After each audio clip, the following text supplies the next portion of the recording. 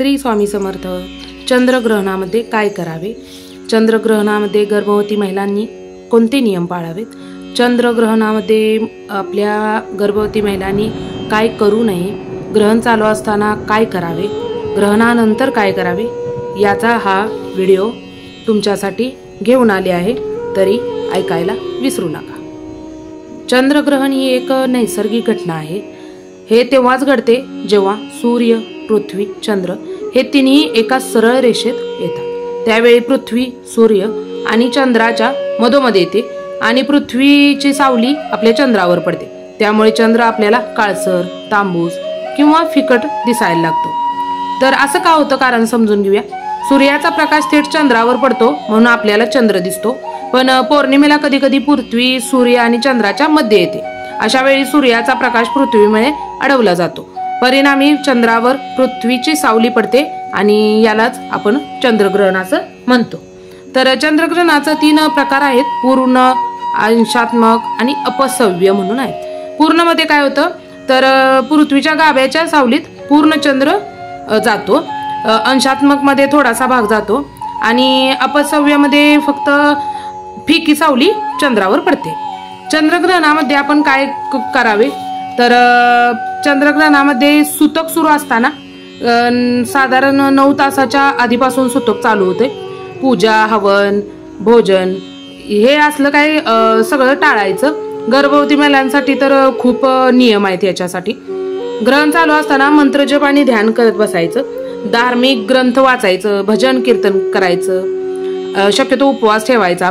ग्रहणाच्या वेळी भोजन करत नाहीत, नकारात्मक विचार आणि वाईट विचार करायचं टाळायचं।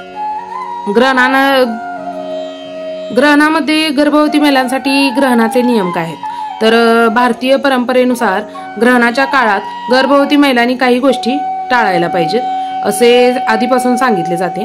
हे नियम धार्मिक परंपरेवर आधारित आहेत, पण वैज्ञानिक दृष्ट्या चंद्रग्रहणावर गर्भावर थेट परिणाम होतो याचे ठोस पुरावे नाहीत। तरी सुद्धा मानसिक शांतीसाठी व कुटुंबाच्या श्रद्धेसाठी अनेक स्त्रिया हे नियम पाळतात। मग गर्भवती महिलांनी काय करावं तर ग्रहणाच्या काळात शक्यतो घराच्या बाहेर जायचं नाही, बाहेर जाणं पूर्णपणे टाळायचं। धारदार वस्तू जसं की सुई, सुरी, कात्री वापरू नये।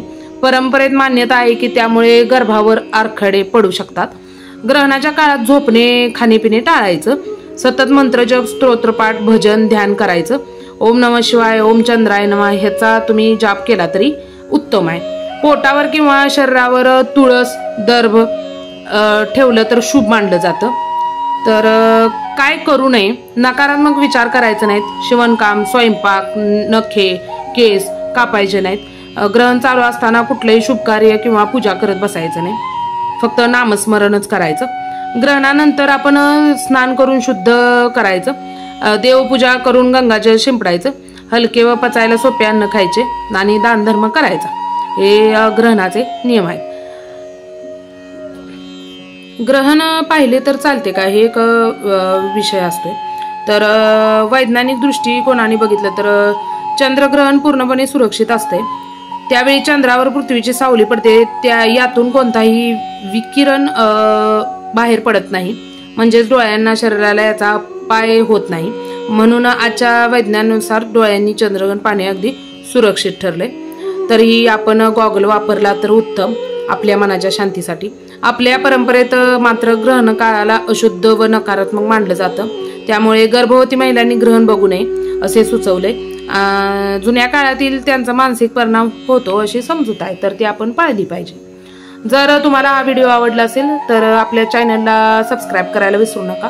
लवकरच भेटू अशाच नवीन व्हिडिओमध्ये। तोवर स्वतःची काळजी घ्या, घरातल्यांची काळजी घ्या। धन्यवाद।